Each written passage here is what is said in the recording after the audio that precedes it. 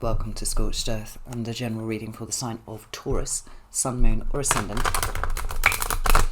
for the month of November 2023. I hope you are well. I'm using the Crow Tarot for you today. Just before we begin, if the reading resonates with you and you would like to go a little bit deeper, there will be an extended that you can access at the end. That is link number 1 in the description box.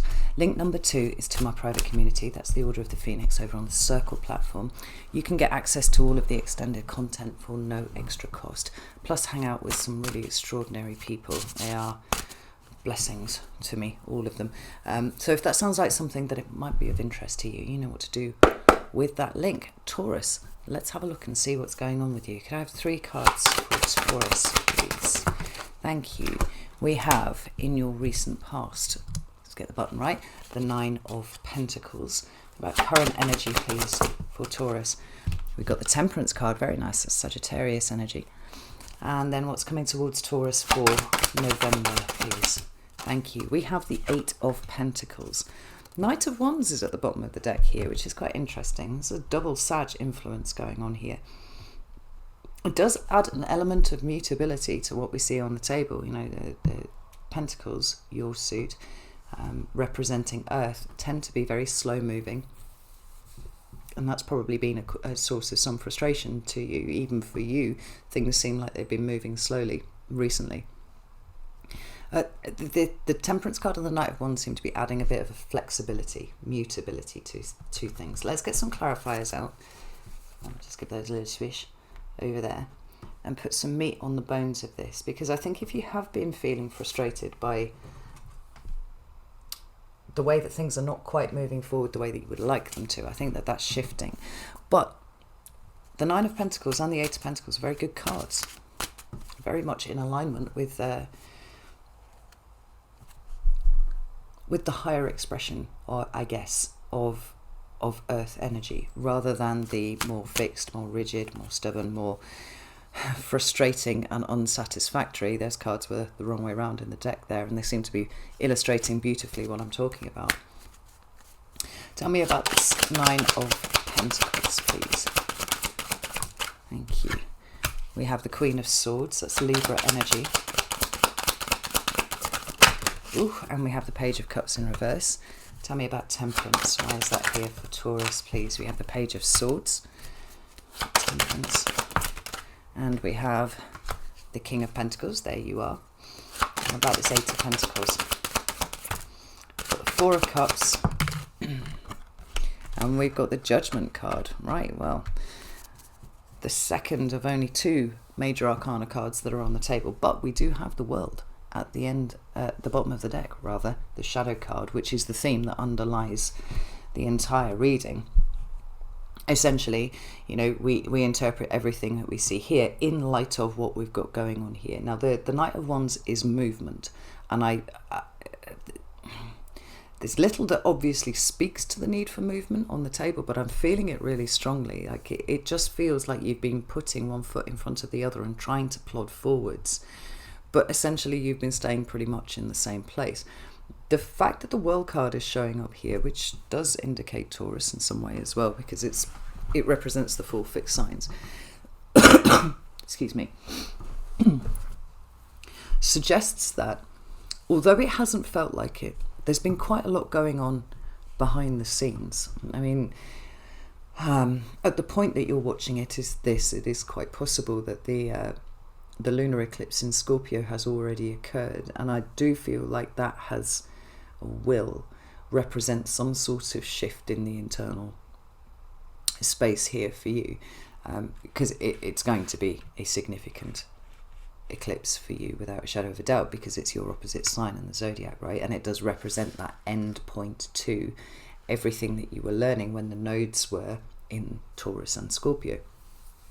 We're actually completing something there, and we're completing a bigger cycle altogether, because it's harking back to the last time that the nodes were in Aries and Libra, which was like 19 years ago. So, you know, you've got 19 years worth of cycle here that's closing out. And I think that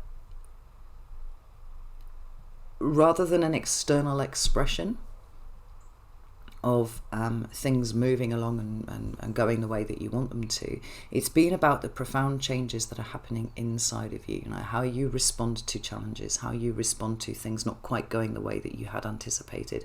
Certainly how you deal with the idea that you can build and you can plan, but it doesn't necessarily mean that it's going to happen that way. Not everything is about hard work. Sometimes and particularly when the emphasis is on what's going on inside rather than, what's being built outside, that can be a little bit harder to detect. But I think whatever frustrations you've been experiencing, I do feel like they're starting to ebb away, because this Saturnian card that represents the end of a particular phase of being in some sort of way is, it's right here, which means that we're getting ready for the energy of the Fool to start working its way through. It suggests to me that there's something really profound that you've learned about yourself, and maybe even in terms of what it is that holds value to you, in the stasis where you've been held still. Now, when we go over here, we've got the Nine of Pentacles, and as you know, if you've watched my videos before, the nines for me talk about the management of the suit that they represent. So in this case, it would be the management of your energetic resources, your time, your care, your effort, your money, your love, your attention, all of these things. And there's somewhat of an indication, I think, that what you have learned is that your resources get depleted when, just as for all of us, there is an underlying emotional aspect to something that you're dealing with, right? So, for example, Taurus, generally speaking, has struggled with ideas of self-worth, the very notion of self-worth. And how, initially, certainly at the point where I started this channel, a lot of that energy was channeled outside of you in terms of what it is that you can create, what it is that you can build, your job title, your status, how hard you work at your job, all that kind of thing. These external validations and these external representations of who you are, right? Just on a big banner, this is me, I am Taurus, this is what I do. And what's been shifting is not only your core values, because I do think that they've moved around quite a bit actually in the last few years, Taurus, but an understanding that when it comes to, for example, the act of making money, it isn't just about getting your nose down to the grindstone and working at that, although often it is. Sometimes it's about how you feel about yourself. Do you feel like you deserve what it is that you're trying to charge people? That would be a situation where this had played out. But there could be all sorts of other things as well. And I think it's the realization of how connected all of your internal bits are in a way that isn't necessarily immediately obvious.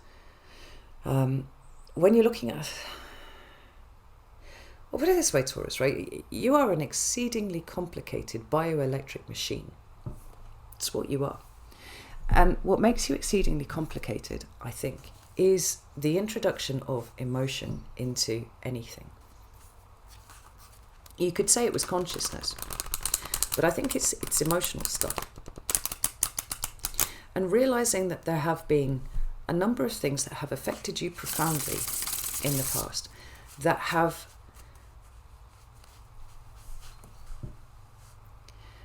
essentially left you in a place where not a lot of things have made sense. There's a certain conditioning of youth. You just got to really apply yourself and then everything will just work out. And situations seem to have been anything other than that over the last few years. Uranus has been in Taurus, and I know that has been pretty profound for all Tauruses. It's shaken you about somewhat, to a lesser or greater degree, although I think that largely things have settled down on that front. But this Queen of Swords here is really pertinent to you in terms of the mask that you have put down. I don't know if you can see it terribly well. I love this Queen of Swords, and she's got all of the, you know, things that we associate with the Queen of Swords, like discernment and the ability to process and pass, you know, great amounts of information and make sense of it all, because that's for me what the queens do. They make sense of it all, make sense of how we think, and make sense of, you know, the way that we see the world and all that kind of thing. But it's the fact that she's put down a mask here. She's on show. She's letting herself be seen as she actually is. This need that you've had to wear a mask, to, dare I say it, in some ways conform to what society and your family and your friends and your employers and all that sort of thing, what you think they've expected from you, or certainly what you've been conditioned to expect that everybody expects from you. It's been very slowly put down in favour of something much more authentic. And like I said, I feel like this act of authenticity, which involves you being radically honest, not just with everybody else, but with yourself, has shown you that there is pain upon pain upon pain. Like it's like layers of an onion. And each one of these has had an effect on the way that you've done things. But correspondingly also, the combined total of all of these things together has really affected the way that you have emotionally shown up in the world, spiritually shown up in the world, materially shown up in the world, perhaps. You know, let's get one more card for these two cards here. And we've got the Knight of Pentacles there. Now, the Strength card's at the bottom of the deck. I'll tip it that way so you can see it. It's growth. You've grown and it's been challenging. I don't think that you would ever want to go through something like this again. And the key to not going through something like this again is to make sure that all the lessons as they have been set out for you by Saturn or whoever it is have been learned to such an extent that it is not necessary for you to repeat them again. You know, there's an overwhelming sadness here. And I don't think the sadness is because... I don't think it can be completely attributed to the things that you've been through. I think the sadness is that you've held on to these things for so long. The sadness is almost coming from an idea that there are a myriad of different ways that you could have been living your best life. And there have been points where it was possible for you to choose that. And for whatever reason, you have not felt like you could. And so you've stuck with an old script. You've stuck with an old way of doing things. You've stuck with what was familiar, without realising quite how sad it's made you underneath. And quite honestly, Taurus, I think you're done. I think you are so fucking tired of doing that anymore. You don't intend to do it in the future. You know, even this Knight of Pentacles here, which is strictly Virgo energy, but it talks about putting what is valuable out in front of you so that it can be perceived by everyone, right? And this being the set of values that you work to. That's what that says there. But his head is down. And I think his head is down because he's tired. The thing is, I think the being tired is the thing that's shaking everything up now. You know, there's not just an intellectual position that healed is good and not healed is bad, because we all understand that that's the case. It's the feeling it in your bones.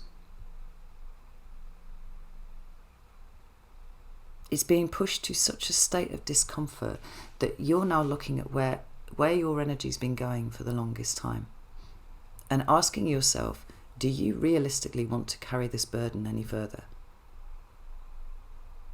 Or have you now got to a point where you can recognise that you have outgrown it? Because I think that's where you are. Really interestingly here, let's hold the card up so you can see it. At the bottom of the card, we've got two lotus flowers. Now, we see the lotus flower on the, what do we see it on? We see it on the Fool. Do we see it on the Fool? No, we don't. We see it on the Ace of Cups. There we go. Completely making things up. You don't tend to see it anywhere else. And MJ Cullinane has actually put it here on the Nine of Pentacles.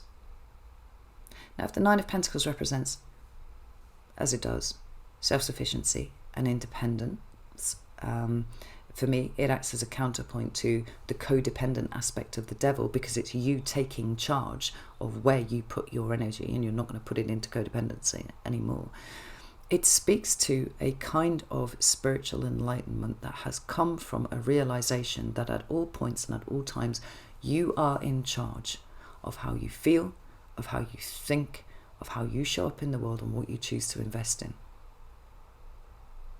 What's always been truly remarkable for me, reading for you, Taurus, is the extent to which you are, or you have been, almost compelled to take responsibility for everything. But the one thing that has terrified you more than anything else is the possibility of the fact that you may actually be able to do anything that you fucking want. That you may actually have autonomy and sovereignty, and that you are answerable to no one other than yourself.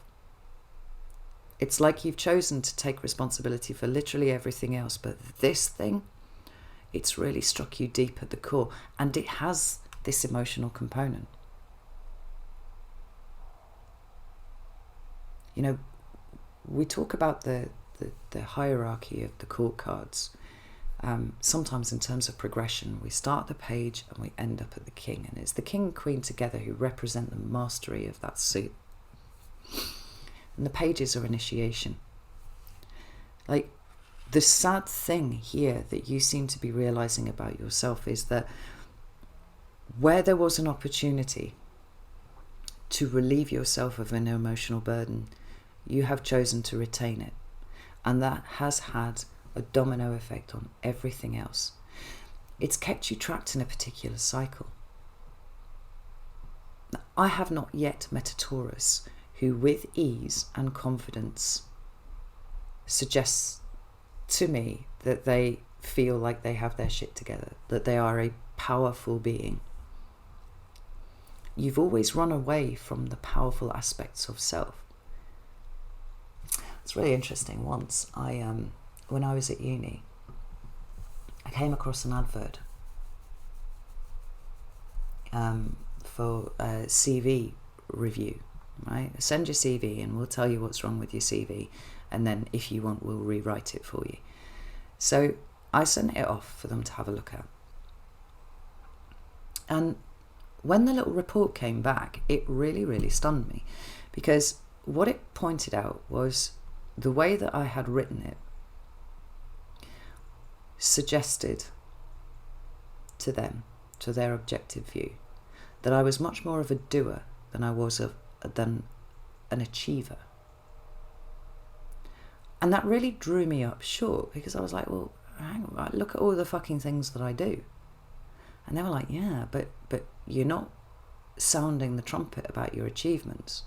And I'm like, well, why would I do that? You know, the emphasis in the way that I'd written it was, and something that I find inherently Taurian, look at all these plates that I can spin in the air. Look at all these things that I can do at once. But at no point was I kind of drawing attention to what I had achieved in the doing of that. Now, I bring this up because I feel like it's much more comfortable for Taurus to consider themselves a doer than it is an achiever. Because you've been taught that achievement comes through hard work and discipline and delayed gratification and all that kind of thing. But it's very, very rare that you actually give yourself a moment to look at what you've achieved. And I feel like for Taurus, a lot of the time, it is really uncomfortable to consider yourself as an achiever, in whatever sense that it resonates for you. I mean, you know, within relationships, potentially. But certainly in a sense of seeing your own gold. You find it really easy to see it in everybody else, and you find it so difficult to see it in yourself.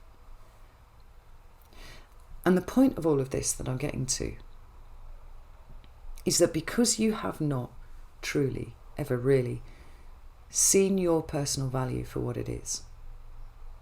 You don't really understand what it is that you bring to the table over and above your ability to alleviate other people of administrative burdens, for example, right? Or being the person who has the solution to things. This is how you make yourself useful. But it seems to me that in terms of your own worth, that's where you stop. Well, I make myself useful. I work hard. I do these things. You have a value that exists far beyond what it is that you can do for other people. Far beyond your ability to solve problems, far beyond your ability to, come up with some sort of plan that you're going to work doggedly to and not need the instant gratification that perhaps, a sign like Aries or a sign like Sagittarius might need. You don't give yourself time to reflect on what truly you have done. And the reason that I'm talking about this in these terms is because I think there's a kind of abstract position here that arguably could be kind of subjective, and that's possibly why it hasn't really come upon your radar, because you consider it to be too subjective for you to have any kind of, to be able to perceive the truth of the situation anywhere. And that is, in terms of who you are as a human being, the difference between you in when I started the channel, right, July 2019, and who you are now,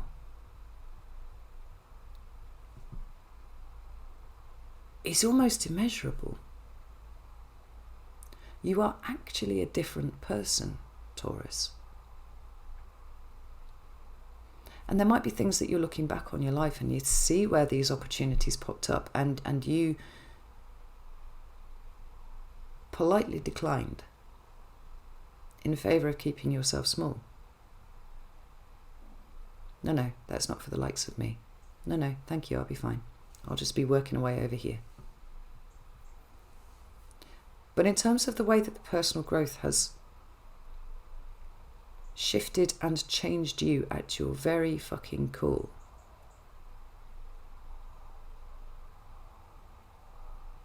and this is all stuff that you did, that you achieved, you see the world very, very differently now.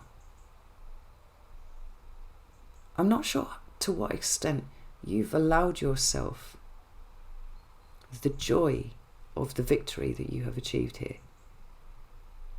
Whether you're working through past life karma or whether you're just working through your conditioning of youth. I say just when that's not a fucking small thing right there, right? That's huge as well.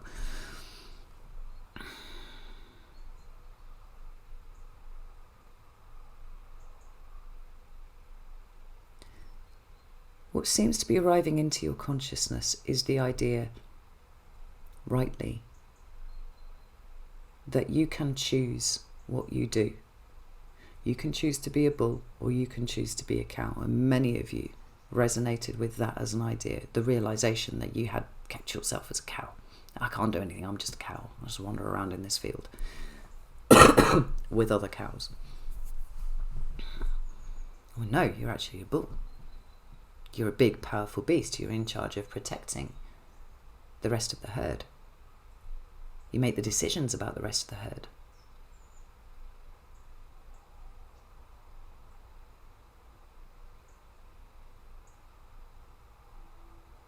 This sadness, this exhaustion, the realization that you've done it to yourself feels to me like it's challenging you to put it down. And that can be completely fucking terrifying, Taurus, because you're being asked to do something that is so outside of your sphere of experience that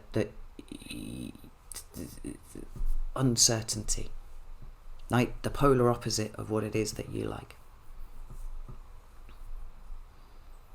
Potentially instability, that's pretty terrifying too.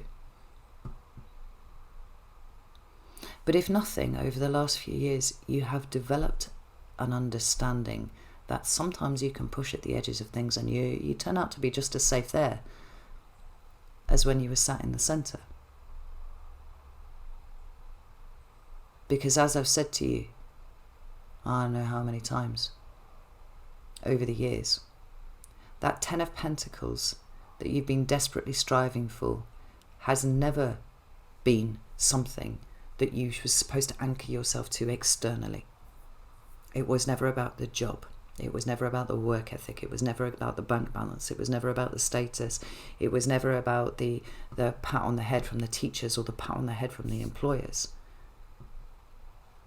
It's nice to have all of those things. But where you show up solid, here you are on my little coin, where you show up strong is where that 10 of Pentacles exists in here. And the fact that you've been handing away all these different bits of your attention, all these different bits of resource that you've had available to invest into feeling shit about yourself,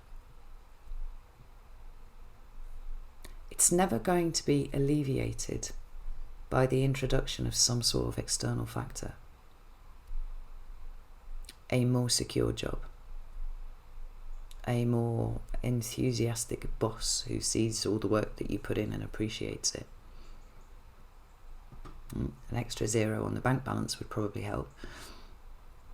But again, it's not really what's important. It's not what makes you stable. It's not what makes you secure. It's not what makes you solid. It's in here. And you choose where you put the pentacles to make that happen. Now, your current energy is Temperance, Sagittarian card, like I said. And it can speak to many things. It can speak to divine timing, divine orchestration, even divine guidance. All of those things are possible. It can speak to the angels that sit and try and guide you in a particular direction, sitting on your shoulder. But it talks to healing too. It talks to the way that we fill our own cup, right? We talk about that a lot in terms of the Temperance card. It talks, most importantly, to alchemy. The transmutation from one state to another. Now, whether you think alchemy was, literally a physical process of turning lead into gold, or whether that was a metaphor, and I'm inclined to believe that it is, of transmuting what is dense and potentially toxic in, large amounts, certainly toxic when consumed, lead.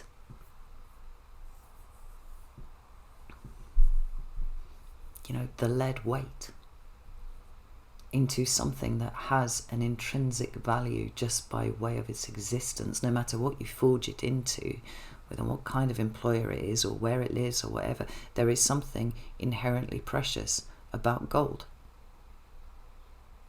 And whether it's a lump of gold or whether it's a golden ring, it's still precious. It still has value. And this, dear Taurus, is what this last push is asking you to see.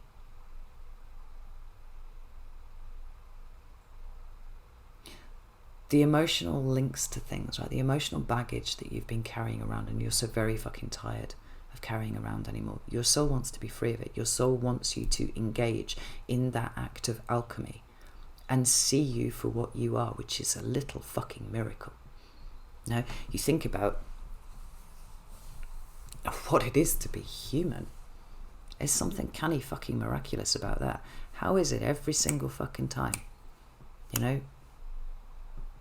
Our bodies get it right. It creates consciousness. Scientists don't know how to create consciousness. Creates a little body with a little consciousness. A little 360-degree ball of energy, as Robert Bly put it on the little book of the shadow. And then exposure to this world, other people's projections, our parents' anxieties, our parents' neuroses, our parents' bad tempers perhaps, it chips away at that 360-degree ball of energy, and we're left with a tiny little sliver of what we should have been, what we were supposed to be. Now, many people go their entire life being that tiny little sliver of energy, essentially perceiving themselves to be lead. A lead weight in their relationships, a lead weight everywhere, right? Because they don't perceive their value. All they perceive is the burden of their existence on themselves, on everybody else, the burden of all of their experiences. It's hard.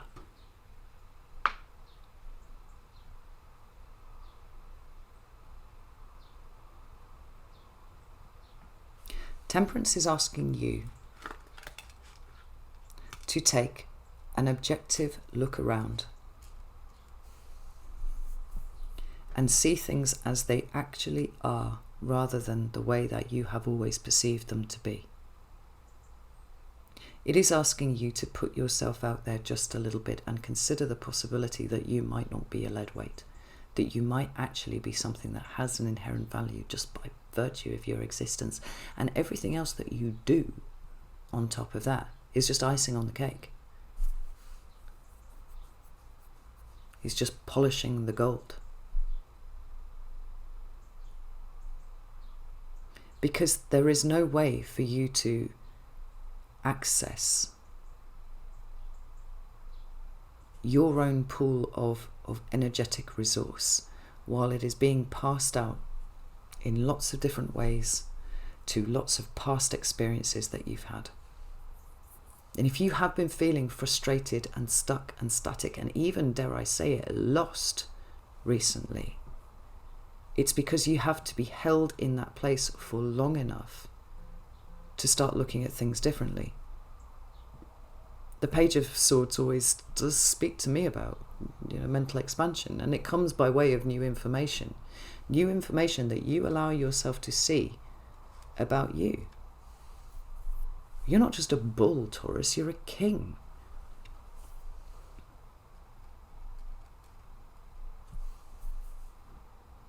You are a doer. You are, disciplined. You can lean into delayed gratification. You can work your fucking socks off, but you have a value that exists beyond that.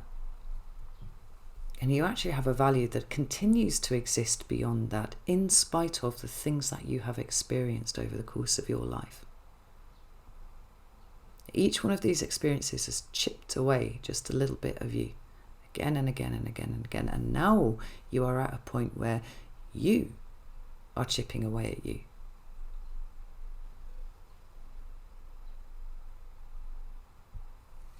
And the Angel of Temperance seems to be taking you by the hand and saying, Taurus, you have spent 4 solid years working on yourself now, right? That's just from my perspective. July 2019. And I think you were kind of lost actually in July 2019 for that 6 months, and it was January 2020 when things seemed to change.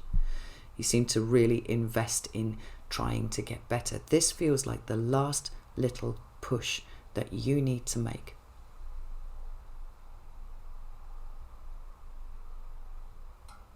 For the act of alchemy to occur. For you to lighten your load, forgive yourself, begin the act of filling your own cup instead of waiting for external circumstances to give you permission to do it.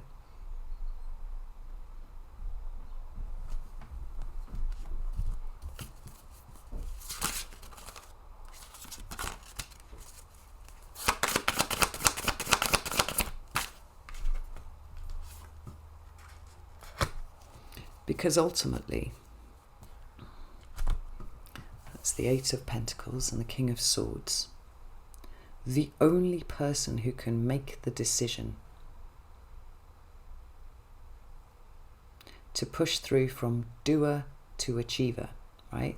Doing all of this personal work and working really, really, really hard on myself. Like, when do I get to see the benefit of it? When you give yourself permission to see the benefit of it.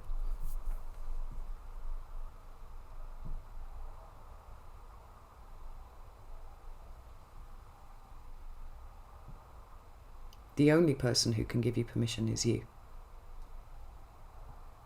This King of Swords is looking you directly in the eye. It's quite a piercing stare he's got going down there. He's saying you can't really run away from this, Taurus. You can't find an excuse why you are a less than human being than anybody else, because objectively it makes no sense. Objectively, the kind of work that you have put into yourself speaks volumes to everyone except you. Objectively, you are the one who is keeping yourself small when you're supposed to be a king, you're supposed to be a bull, you are supposed to be what you are.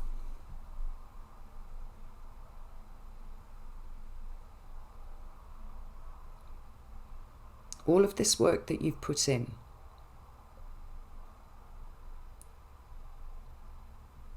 that wasn't the point of it. Like this was the means to the end. And the question of what the end actually is, it's almost like you've been hanging around at a doorway for months, Taurus. One with a big exit sign on it. You've been hanging around there waiting for somebody to say, you can go through there now. And nobody's done it. And you're like, oh, well, obviously I'm not ready. I just got to kind of hang around here for a little bit. Maybe you've been waiting for people to notice your worth, whether it's in work or whether it's in relationships, and it's in your private life or your public life, whatever it is. You've been hanging around waiting for somebody to tell you that it's all right to walk through that door, because all of the work that you've done has brought you to the exit, and you're like, well, okay, I'm here. A bit lost though. Don't know what to do. The last test, the last push, the last thing that Saturn wants from you, the last little bit of alchemy that is to occur, is you going, I don't need anybody's permission to do this. I can actually just do it myself, because it's something that I will to happen.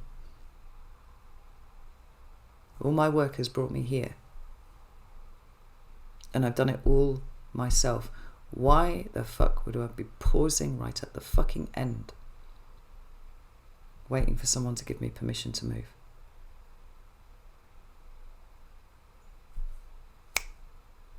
It feels like a light bulb going on in your head, Taurus. And in some ways it's so fucking obvious, because it was always the answer. But there's been emotional stuff to work through first. This isn't about, plastering a positive expression on your face and being like, it'll be okay, it'll be okay, it'll be okay. It's about the true soul knowing that you are so much fucking bigger than you allow yourself to be. And despite how much it might terrify you to put your God, excuse me, as a physical response to the idea of it, to put yourself out there and to be something bigger than you are, right? And it is a terrifying proposition to do that. That it's time. And that means you have to feel it in your very fucking soul. You have to feel it in your bones. There are no more excuses that your subconscious can bring to the surface and say, well, this is a reason why I need to stay small. This is a reason why I'm not quite as good as everybody else. This is a reason why, the people around me whose opinion I respect, like, they haven't actually turned around to me and say, you've got permission to walk through that door. You've earned it. Go do it.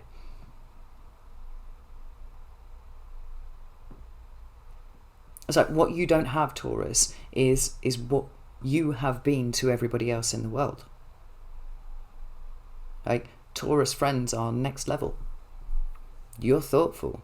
You're supportive. You're there. When you see friends falter, you're like, you put your bull shoulder in. You go on. Over you go. You're the biggest cheerleaders it's possible to get within a friendship group. And when you are there, you make everybody feel solid and safe and secure. You pick up the slack. If somebody drops the ball, you pick it up and you give it back to them. That's what you do.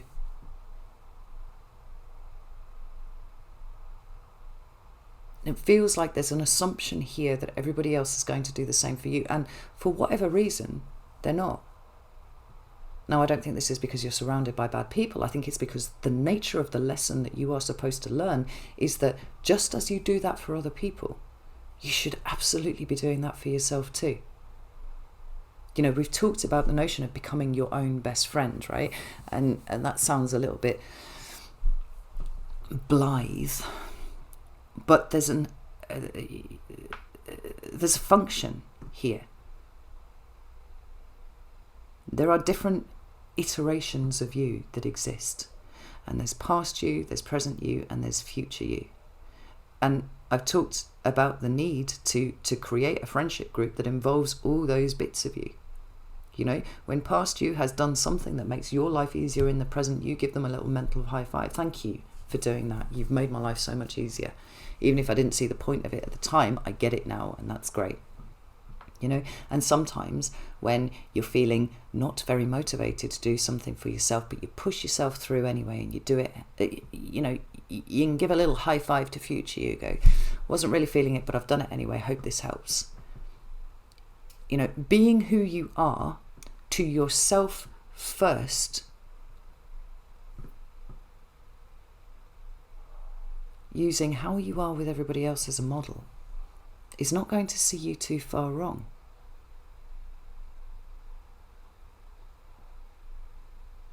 I think some of you really need to sit with the idea this month of what the threat is. What is the threat that your subconscious is perceiving every time you try and do something that leaves you feeling like you are punching above your weight or reaching above your station? What is it that is terrifying you about this situation? Is it not? Is it that you're not quite as good as you think you are about something? Well, where's the crushing death in that? That just means there's room for improvement. I've said many times, you know, as a kickboxing instructor, you learn so much more from a loss than you do from a win. Everybody wants to win, but not everybody has got the capacity to take themselves to winner status in the face of failure. If they were thinking about it correctly, what they're seeing is a whole heap of ways that they can improve. There's an aspect here of kind of almost welcoming the failure. Oh, I fucked that up. Right, okay. Sorry about that. I fucked it up, but I've just seen 15 different ways that I can improve as a human being. This mindset shift where, you know, where you get something wrong, or there's even a fear that you might get something wrong. In the same way that you would not judge someone who is trying to put themselves out there and trying to be bigger, right? Do more, be better, be an improved version of themselves. You'd be sitting on the sidelines going, this is really good. Don't worry if you get it wrong. Like, you just pick yourself up and do it again. It's fine. Like, extending this same energy to you is what November is all about. You're not tired because you're doing too much. You're tired because of all the different ways that you are holding yourself back. All of these spoons, all of these pentacles that are getting expended on telling yourself that you're not good enough for this, or, you know, you don't deserve that, or that is for the likes of other people, not you. Standing around at the doorway waiting for someone to give you permission to walk through it.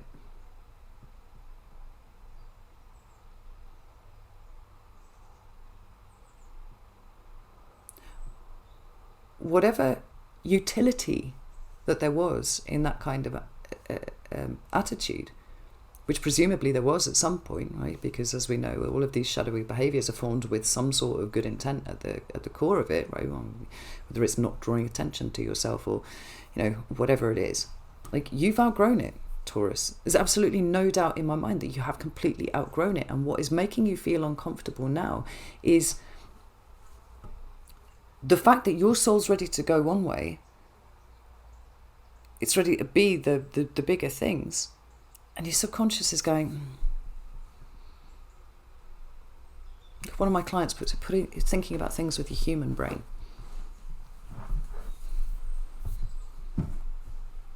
You're not human. You're a soul living a human existence, and you are meant to be big and bright and beautiful and just as golden as everybody else. So why are you stopping yourself? This Sagittarian energy here of movement is also the energy of opportunity. The Knight of Wands is nothing if not an opportunist, because he's in the moment. And because, you know, in his shadowy aspect, he doesn't really think about the consequences of things, right? Well, you're never going to be that person. You do think about the consequences of things. But the joy of the experience for the Knight of Wands is what pushes him to do things that other people won't. He's pushing at the boundary of, you know, his comfort zone and saying, there's more out there, and I'm going to go investigate it. I'm going to go explore. I'm going to have an adventure. We're not trying to turn you into a Sagittarius. It's not what's happening here.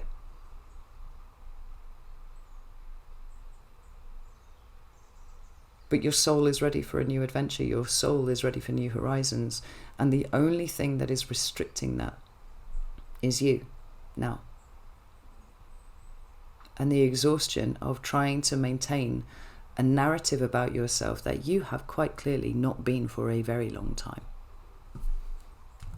You know, the Eight of Pentacles is about knowing where the work is and putting the work in.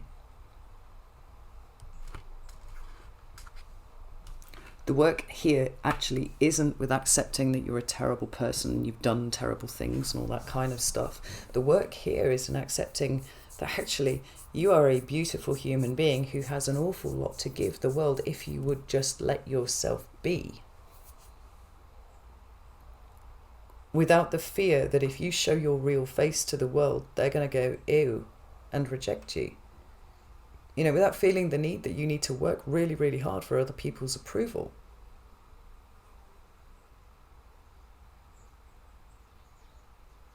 And maybe then when you have their approval, they'll give you permission to move on to the next stage, and you can do that because somebody else told you to do it and that was okay. Now you hold other people to be an authority in your own life.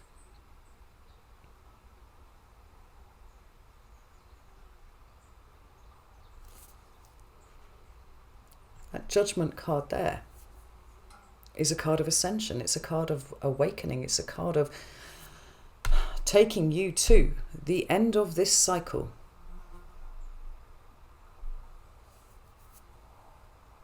This is the culmination of your work, Taurus. Certainly this aspect of your work. The work is never done, so once you've got through this bit, there will be a whole new cycle of things for you to learn, a whole new set of lessons. But you enter that cycle as the foremost authority on you, what you stand for, what you're allowed to do, what you're not allowed to do. So it all comes from you, not other people.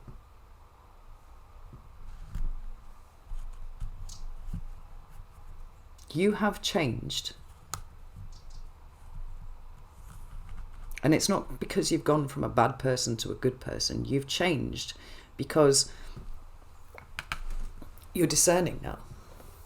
Right? You can work through objectively information that would have been very difficult for you to work through 6 years ago and see where you're supposed to take responsibility for stuff and where you're not. It might have felt to you like the work that you've been putting in of late, and I would say probably in the last couple of months, has been subject to the law of diminishing returns. So the more work you've put in, the less you seem to have got back from it.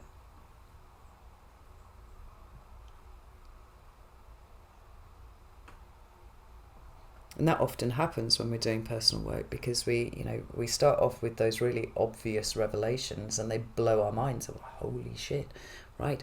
Of course I'm like this because my parent was like this, and that was my response to it. That's how I protect myself, right? That's kind of the easy stuff. When we start working out why we have been the way that we've been.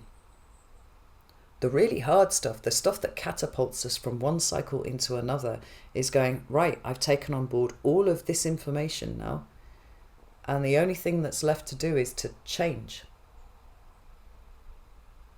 I'm not going to be frightened of X, Y, and Z. I'm not going to wait for permission to go one way over another.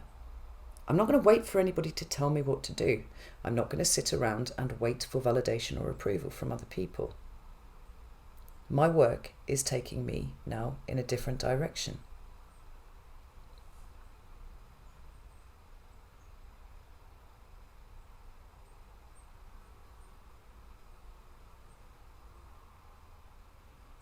It's that saying we always see. Well, it goes hand in hand with the Ten of Swords to me.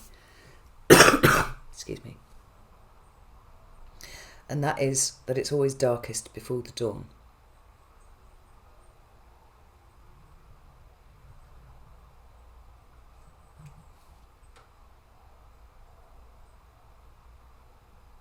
You know, the point when you're running a race and you know you've been running for a very long fucking time and you're at the point of almost complete fucking exhaustion, that's the point where you've got to, as my partner would put it, drop a cog.